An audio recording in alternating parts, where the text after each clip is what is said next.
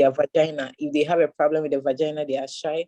So they resort to self-medication. They go to let's say the pharmacy shop, then they get over-the-counter drugs, which ends them negative health implications.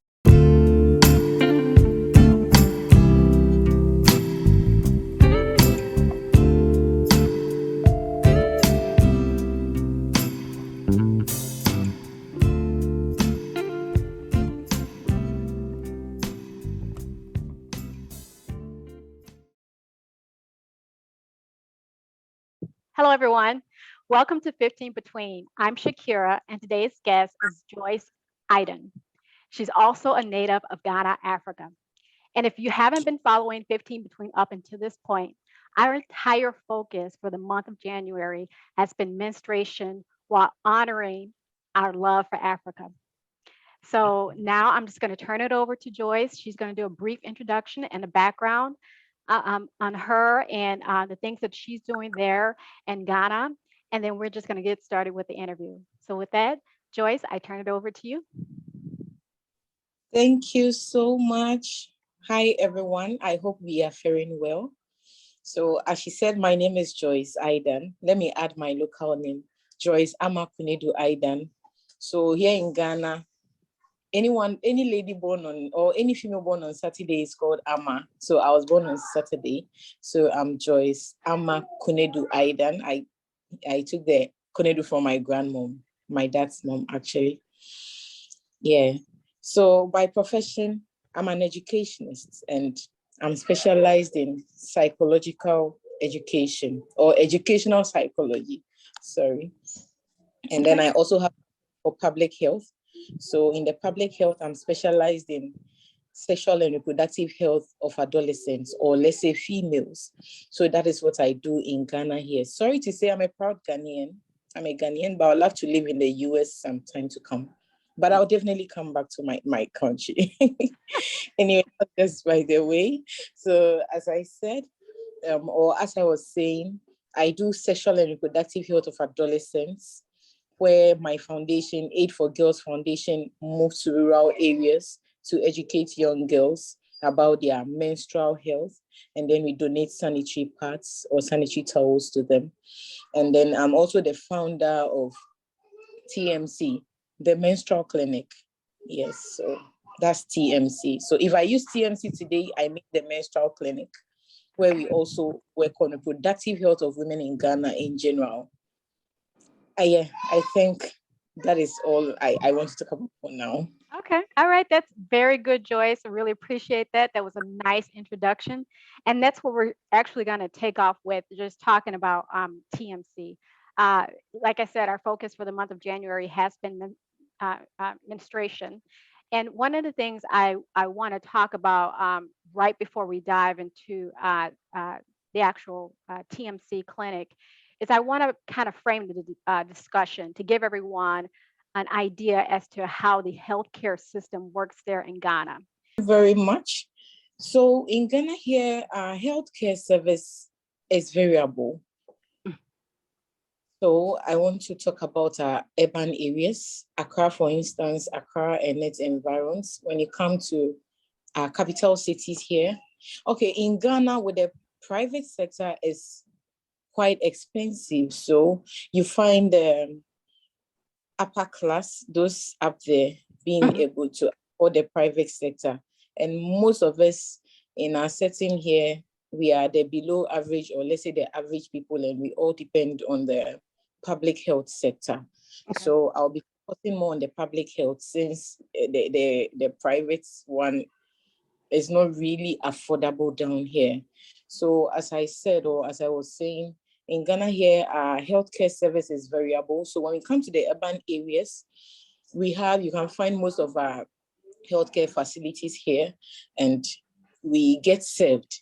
But when you get to the rural areas, that is where the problem is. Yes, that they are facing a whole lot of problems, lack of health facilities, lack of the personnel. Sometimes our personnel are posted to the rural areas, and due to the lack of facilities, they don't go.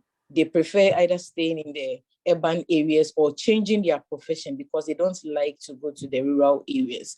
And this has become a very big challenge we are trying to fight. We are trying our best to fight. Due to this problem, most of our rural folks are forced to fall on self-medication. And with this self-medication, they use the traditional way, which end up giving negative health implications.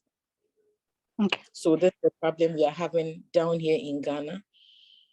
Our government is trying to bring up or build a lot of health facilities, but well, I hope it gets better. It's not the best, but I hope it gets better.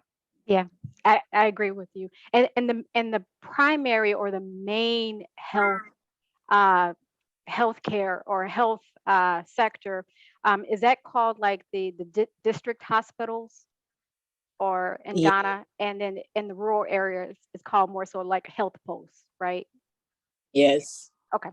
With the menstrual clinic or TMC, can you explain how does that work? Does that fit into any of those sectors in terms of health provided services where you have either your health posts, your regional district, and tertiary uh, district or tertiary hospital? Does that TMC, does that fall in any of those categories or classifications? Yes. TMC is working as a non-governmental organization, but Okay. we are trying to collaborate and then fuse ourselves into the district hospitals where we can have resource persons like nurses and doctors from various district hospitals to take care of their area. Instead of moving our personnel from one area to the other, we are trying our best to liaise with the Ghana Health Service so that they can provide us with personnel in the various areas we visit. Yeah. Okay. And TMC services, who are services primarily provided for? Okay, so I'll start from where TMC began. Okay, thank you. So as a sexual and reproductive health advocate, I go around from rural areas to one rural area to the other. Sometimes I add or I visit urban areas. I actually started from the urban areas, but I realized that those in the rural areas needed it most, especially the menstrual parts, because it was drawn to our notice that in the rural areas, a lot of girls miss school every week or every month. A girl misses school for 1 week because she doesn't have enough or she doesn't have finances to get her menstrual pads. So anytime a girl menstruates and she does not have a pad, she needs to stay at home for the 1 week or 2 weeks. So we shifted to the rural areas. Sorry. But as we were moving during our menstrual hygiene tour, we realized that there were lots that the girls were missing, like education, how to maintain proper menstrual hygiene, how to seek medical care. A lot of them are out there who are even shy to open up to our health personnel. I have this, they are shy to talk about, excuse me to say, their vagina. If they have a problem with the vagina, they are shy. So they resort to self-medication. They go to let's say the pharmacy shop, then they get over-the-counter drugs, which ends them negative health implications. So decided to set up a community. So that was how Menstrual Clinic came to birth. So we set up the Menstrual Clinic where we have nurses and doctors who attend to our girls virtually. So you can call a doctor or a nurse, you can send us a DM in our Instagram, or you can WhatsApp us and then you share your problem with us. Dear doctor, I have so and so problem. What do you think is the cause? So doctors attend to their patients online. And then when the need arises, doctors move to the various areas. They organize a screening and then they make sure the problem is whether half solved or entirely solved. Yes, so this program is done every 3 months. We are open every day online, but every 3 months we set up at a particular location where girls come around or women come around, they get screened. We check their blood levels. We have pelvic scan. We check their fat analysis. So everything about their reproductive health, they get checked, and then we find out why they face certain challenges during menstruation. A lot of girls menstruate and they have problems. Some can't walk. Some experience infections, symptoms of infections. Some do not bleed some do not flow very well. Some also overbleed. So we screen them to find out how and why certain things happen to them. And if we diagnose anything, we help them with treatment. And I'm proud to say that in the year 2021, we were able to record about 17 of ladies who got diagnosed of fibroid. Some, they had severe pelvic issues, which could lead to cervical cancer. And we referred them to the bigger hospitals where they could be treated. Yes, so in the year 2021, we recorded 17. And amazingly, they are students, young girls. Yes. It's sad. These are girls who can't afford medical care, because here, if you want proper medical care, you need to have money. Yes. Yeah. So some do not seek medical care at all because they can't afford, and some are also shy to share their problem. So now we are going at them to find out the problems themselves and also educate them on the need to prioritize their health. When you come down here, it's sad. I always say it, that we need to educate our girls to be able to understand that fashion is good, but fashion looks good on a healthy body. Yes. So we need to prioritize health, and then fashion will look good on us. We love fashion too much, but we don't prioritize our health. So this is what it's all about. We educate, we diagnose, and treat at a very affordable price, since we have a lot of people there who can't afford. And we are looking forward to make it free.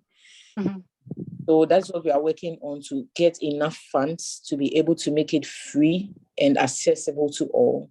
Yes. Okay. All right. And how long has TMC been in existence? Oh, TMC is yet to have its 1 year anniversary. In the year 2020, but COVID came through and we weren't able to bring our dreams to reality. So in the year 2021, we started with our movement when the ban on movements was raised. When the lockdown was over, we started. So we are here to celebrate our 1 year anniversary. Okay. And I hope you down and celebrate with us. Yes.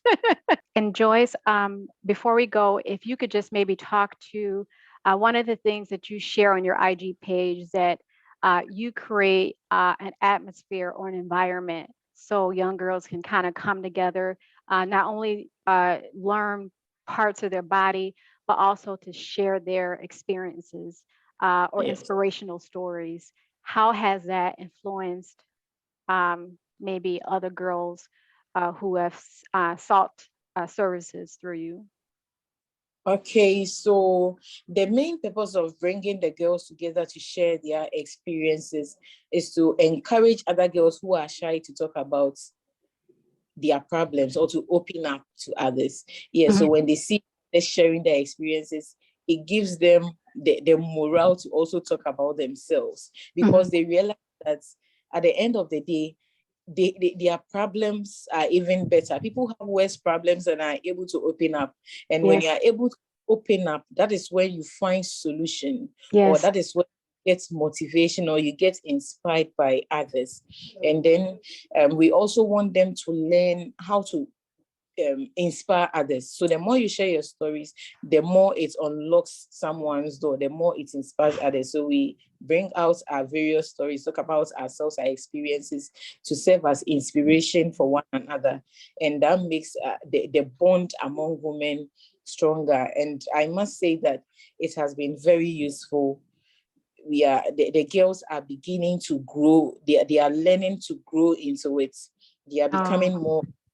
Yes, and as a young lady, if you are open, a leader is open. Yes, you should be able to share your story to inspire others. So since we are trained to become leaders, we need to teach them how to open up. Well, I thank you so much for agreeing to sit down with me and have this 15-minute discussion. And I look forward to working with you more and more in the future. Sure. Okay. The All right. Tennessee for you. All right. Okay. Thank you for having me on board. Yes. I hope we enjoyed this session. And I'm really also did. looking forward to it more with you so that we help build a healthy women community. Yes, absolutely. Thank you. Thank you too.